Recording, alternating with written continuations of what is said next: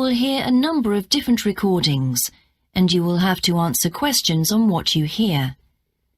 There will be time for you to read the instructions and questions, and you will have a chance to check your work. All the recordings will be played once only. The test is in 4 sections.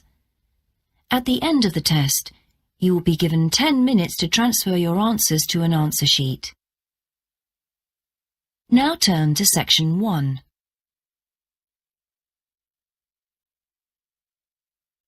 Section 1. You will hear a man telephoning to ask about a job in a hotel. First, you have some time to look at questions 1 to 4.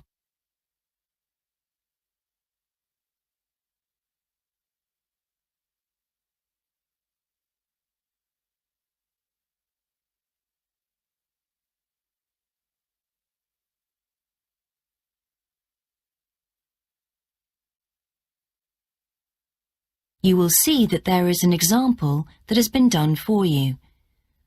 On this occasion only, the conversation relating to this will be played first. Hello, West Bay Hotel. Can I help you? Oh, good morning. I'm ringing about your advertisement in the Evening Gazette. Is that the one for temporary staff? That's right. The advertisement is for temporary staff, so temporary has been written in the space. Now we shall begin. You should answer the questions as you listen, because you will not hear the recording a second time. Listen carefully and answer questions 1 to 4. Hello, West Bay Hotel. Can I help you? Oh, good morning. I'm ringing about your advertisement in the Evening Gazette. Is that the one for temporary staff? That's right. Yes, I'm afraid the person who's dealing with that isn't in today, but I can give you the main details if you like. Yes, please. Could you tell me what kind of staff you're looking for? We're looking for waiters at the moment. There was one post for a cook, but that's already been taken. Oh, right. What are the hours of work? There are 2 different shifts. There is a day shift from 7 to 2 and a late shift from 4 till 11. And can people choose which one they want to do? Not normally, because everyone would choose the day shift, I suppose. You alternate from one week to another. OK, I'm just writing all this down. What about time off? You get 1 day off, and I think you can negotiate which one you want. It's more or less up to you, but it has to be the same one every week. Do you know what the rates of pay are? Yes, I've got them here. You get £5.50 an hour, and that includes a break. Do I have to go home to eat, or...? You don't have to. You can get a meal in the hotel if you want to, and there's no charge for it, so you might as well. Oh, good. Yes, so let's see. I get £231 a week. You'd also get tips. Our guests tend to be quite generous. Before you hear the rest of the conversation, you have some time to look at questions 5 to 10.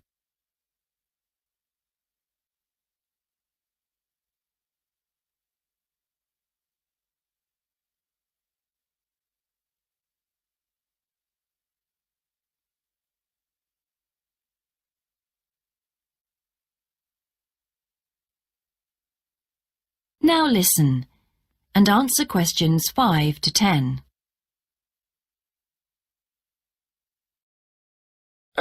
Is there a uniform? What about clothes? Yes, I forgot to mention that. You need to wear a white shirt, just a plain one, and dark trousers. You know, not green or anything like that. And we don't supply those. That's okay, I've got trousers. I just have to buy a couple of shirts. What about anything else? Do I need a waistcoat or anything? You have to wear a jacket, but the hotel lends you that. I see. One last thing. I don't know what the starting date is. Just a minute.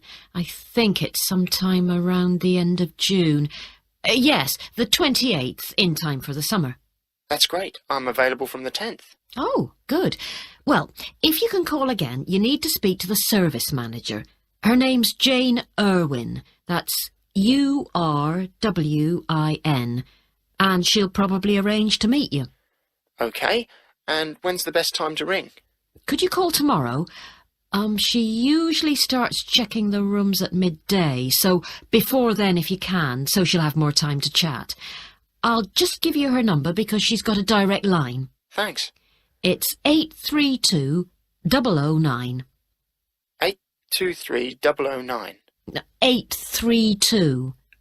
Oh, OK. Yes, I'll do that. And by the way, she will ask you for a reference, so you might like to be thinking about that. You know, just someone who knows you and can vouch for you. Yes, no problem. Well, thanks very much for your help. You're welcome. Bye. Bye. That is the end of section 1. You now have half a minute to check your answers.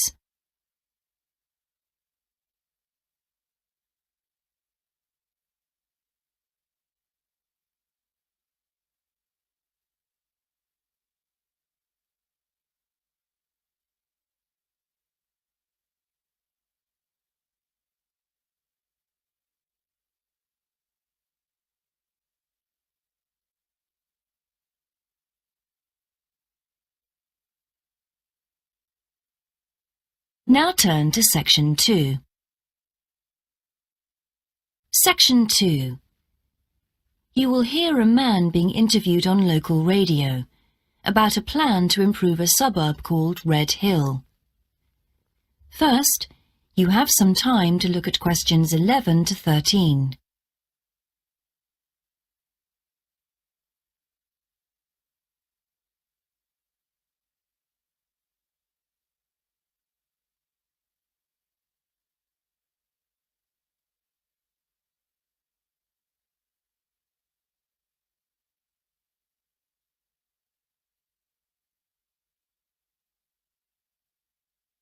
Now listen carefully and answer questions 11 to 13. Good morning and welcome again to your city today. With me today is Graham Campbell, a councillor from the City Council. He'll be telling us about the plan to improve the fast-growing suburb of Red Hill. Good morning, Graham, and welcome to the show. Good morning, Carol. Now, Graham, I understand that there has been a lot of community consultation for the new plan. Yes, we've tried to address some of the concerns that local groups told us about. People we've heard from are mainly worried about traffic in the area and in particular the increasing speed of cars near schools. They feel that it's only a matter of time before there's an accident as a lot of children walk to the school. So we're trying to do something about that. Another area of concern is the overhead power lines. These are very old and a lot of people we spoke to asked if something could be done about them. Well, I'm happy to report that the power company have agreed to move the power lines underground at a cost of $800,000. I think that will really improve the look of the area as well as being safer. That's good to know. But will that mean an increase in rates for the local businesses in that area? Well, the power company have agreed to bear the cost of this themselves after a lot of discussion with the council. This is wonderful news, as the council now has some extra funds for us to put into other things like tree planting and artwork. Before you hear the rest of the interview, you have some time to look at questions 14 to 20.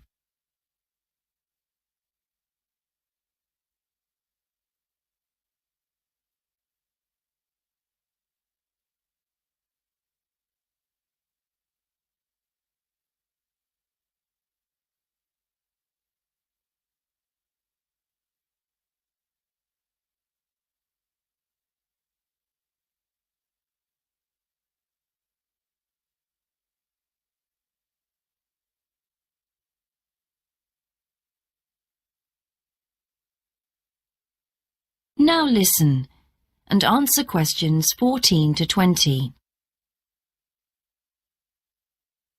Now, we've also put together a map which we've sent out to all the residents in the area.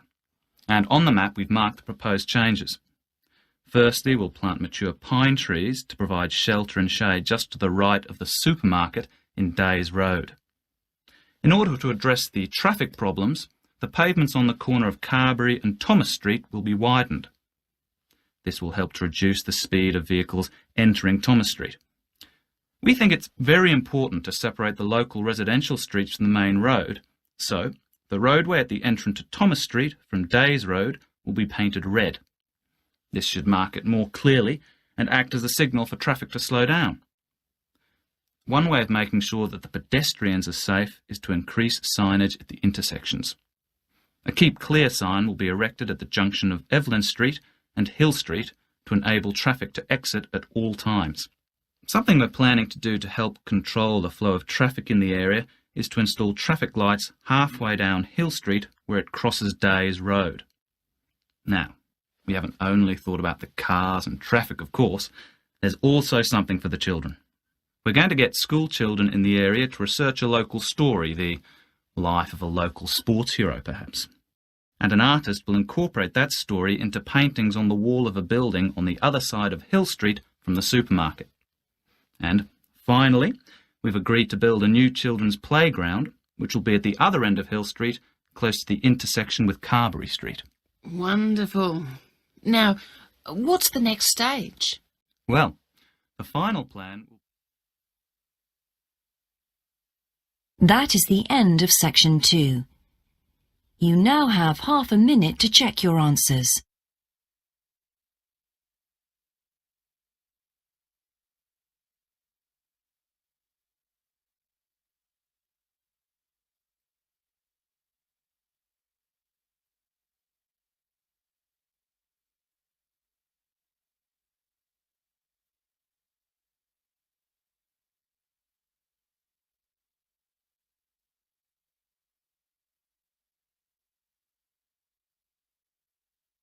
Now turn to section 3.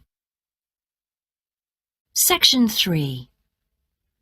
You will hear two students called Dan and Jeannie discussing their studies at university. First, you have some time to look at questions 21 to 26.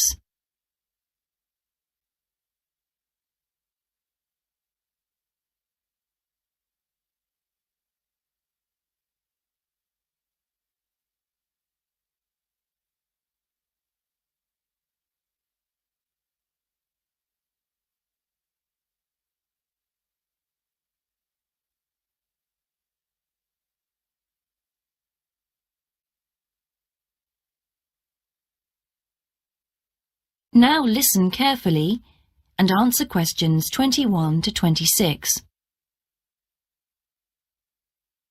Hi Jeannie, how's it going? Oh, hello Dan. Pretty well, thanks. Have you managed to get the money for the course yet? Yes, that's all sorted out now, thanks. It took long enough though. It was practically a year ago that I applied to my local council for a grant, and it took them 6 months to turn me down. That's really slow. And I thought I was eligible for government funding, but it seems I was mistaken. So then I asked the boss of the company I used to work for if they would sponsor me, and much to my surprise, he said they'd make a contribution. But what about college grants and scholarships? There must be some you could apply for. Yes, there are, but they're all so small that I decided to leave them until I was desperate. And in fact, I didn't need to apply. My parents had been saying that as I already had a job, I ought to support myself through college. But in the end, they took pity on me, so now I've just about got enough. That's good. So now I can put a bit of effort into meeting people. Haven't had time so far. Any suggestions? What about joining some college clubs? Oh, right. You joined several, didn't you? Yes, I'm in the drama club. It's our first performance next week, so we're rehearsing frantically, and I've got behind with my work, but it's worth it. I'm hoping to be in the spring production too. I've never liked acting. Are you doing anything else? I enjoyed singing when I was at school, so I joined a group when I came to college. I don't think the conductor stretches us enough though, so I'll give up after the next concert. And I also joined the debating society. It's fun, but with all the rehearsing I'm doing, something has to go, and I'm afraid that's the one. Do you do any sports? Yes, I'm in one of the hockey teams. I'm not very good, but I'd really miss it if I stopped. I decided to try tennis when I came to college, and I'm finding it pretty tough going. I'm simply not fit enough. Nor me. I think I'll give that a miss. I'm hoping it'll help me to build up my stamina, but it'll probably be a long haul. Good luck. Thanks. How are you finding the course? I wish we had more seminars. What? I'd have thought we had more than enough already. All those people saying clever things that I could never think of. It's quite interesting, but I wonder if I'm clever enough to be doing this course. I find it helpful to listen to the other people. I like the way we're exploring the subject and working towards getting insight into it. How do you get on with your tutor? I don't think I'm on the same wavelength as mine, so I feel I'm not getting anything out of the tutorials. It would be more productive to read a book instead. Oh, mine's very demanding. She gives me lots of feedback and advice, so I've got much better at writing essays. And she's helping me plan my revision for the end-of-year exams. Do tell me, I always struggle with revision. Before you hear the rest of the discussion, you have some time to look at questions 27 to 30.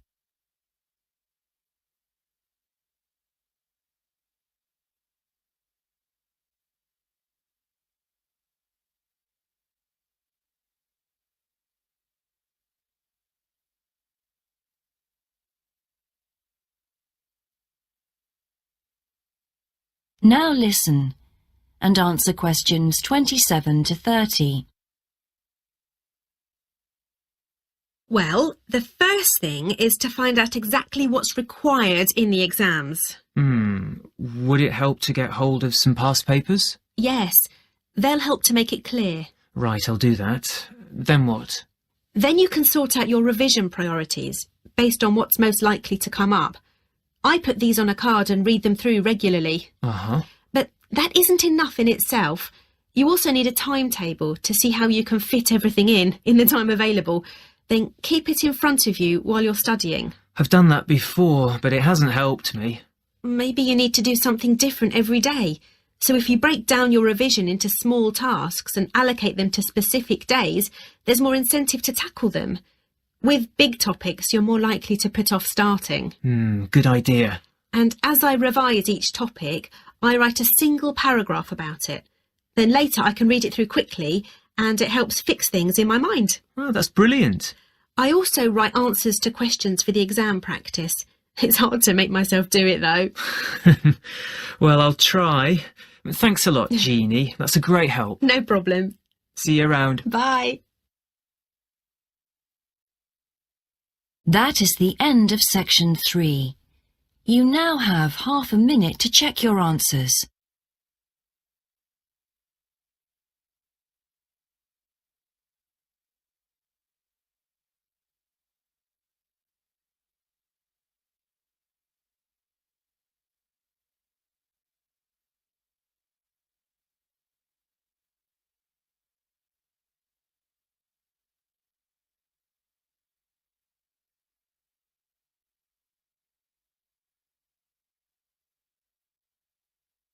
Now turn to section 4. Section 4. You will hear a lecturer giving a talk about Australian rock art to a group of archaeology students. First, you have some time to look at questions 31 to 40.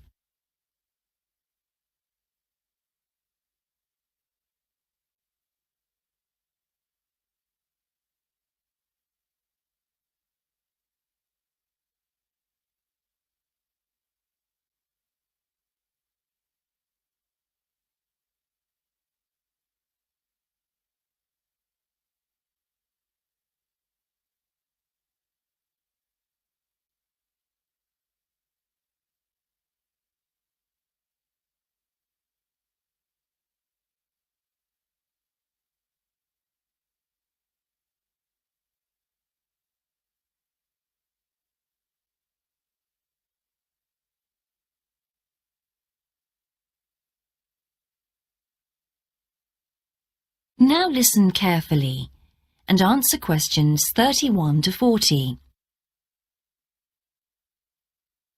Good morning, everyone. I've been invited to talk about my research project into Australian Aboriginal rock paintings. The Australian Aborigines have recorded both real and symbolic images of their time on rock walls for many thousands of years. Throughout the long history of this tradition, new images have appeared and new painting styles have developed. And these characteristics can be used to categorise the different artistic styles. Among these are what we call the dynamic, yam, and modern styles of painting. One of the most significant characteristics of the different styles is the way that humans are depicted in the paintings. The more recent paintings show people in static poses, but the first human images to dominate rock art paintings over 8,000 years ago were full of movement. These paintings showed people hunting and cooking food, and so they were given the name dynamic to reflect this energy. It's quite amazing considering they were painted in such a simple stick-like form. In the Yam period, there was a movement away from stick figures to a more naturalistic shape. However, they didn't go as far as the modern style, which is known as X-ray because it actually makes a feature of the internal skeleton as well as the organs of animals and humans. The Yam style of painting got its name from the fact that it featured much curvier figures that actually resemble the vegetable called a yam, which is similar to a sweet potato.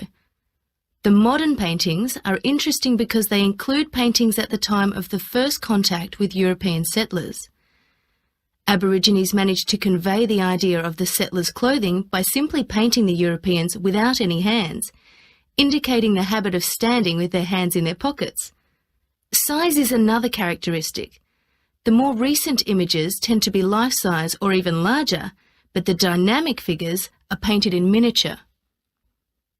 Aboriginal rock art also records the environmental changes that occurred over thousands of years. For example, we know from the dynamic paintings that over 8,000 years ago, Aborigines would have rarely eaten fish, and sea levels were much lower at this time. In fact, fish didn't start to appear in paintings until the Yam period, along with shells and other marine images. The paintings of the Yam tradition also suggest that, during this time, the Aborigines moved away from animals as their main food source and began including vegetables in their diet, as these feature prominently. Freshwater creatures didn't appear in the paintings until the modern period from 4,000 years ago.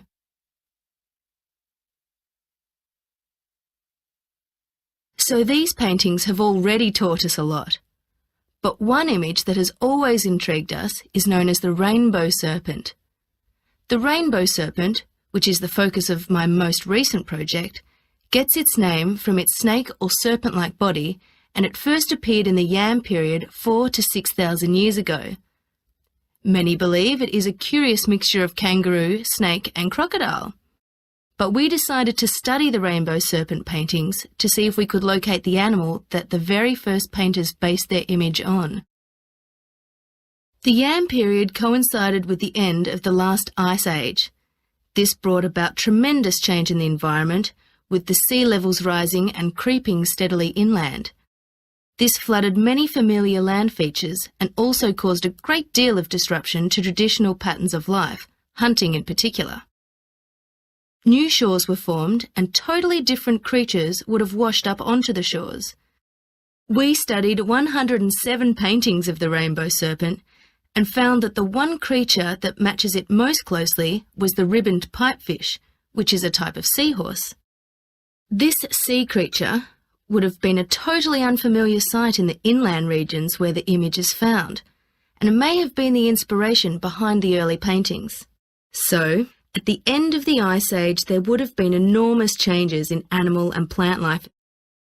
It's not surprising, then, that the Aborigines linked this abundance to the new creatures they witnessed. Even today, Aborigines see the rainbow serpent as a symbol of creation, which is understandable given the increase in vegetation and the new life forms that featured when the image first appeared. That is the end of section 4.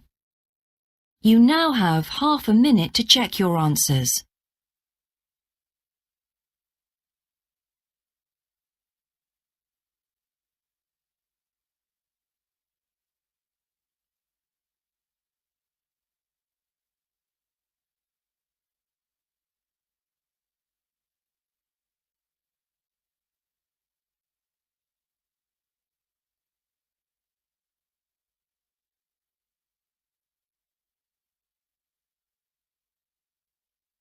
That is the end of the listening test.